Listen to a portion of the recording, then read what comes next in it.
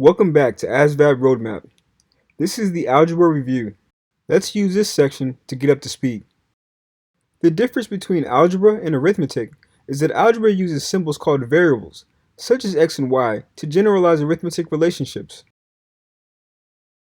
Algebra problems on the ASVAB can appear in two forms, as a straightforward math problem or as a word problem. You will find that algebra problems on the mathematics knowledge section are often good candidates for strategic approach, such as picking numbers or backsolving. Nonetheless, if you're comfortable with algebra, using straightforward math may be faster than using a strategy on some problems.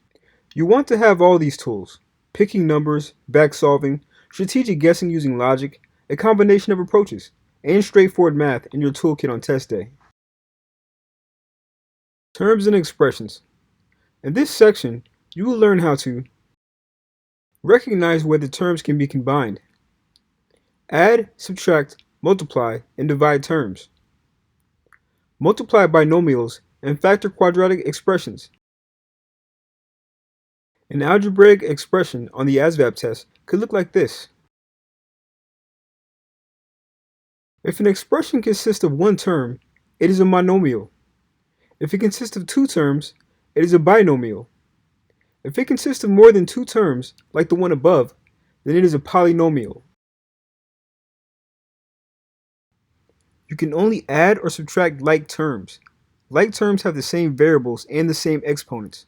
The following pairs of terms are like terms.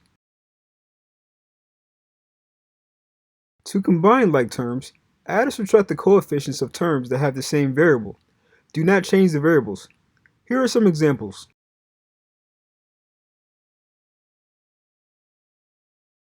Remember, you cannot combine unlike terms, such as these.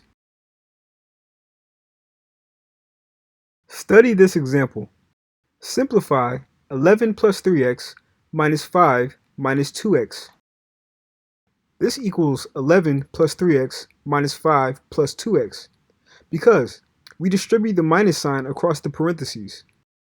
Next, we group like terms together until we get 3x plus 2x plus 11x minus 5x. Finally, we combine like terms to get 5x plus 6. Now there's no more simplifying. Multiplying and dividing monomials is different from adding and subtracting them. In addition and subtraction, you can combine only like terms. With multiplication and division, however, you can multiply and divide terms that are different. When you multiply monomials, multiply the coefficients of each term, add the exponents of like variables, and multiply different variables together. Study this example. Simplify 6a times 4b.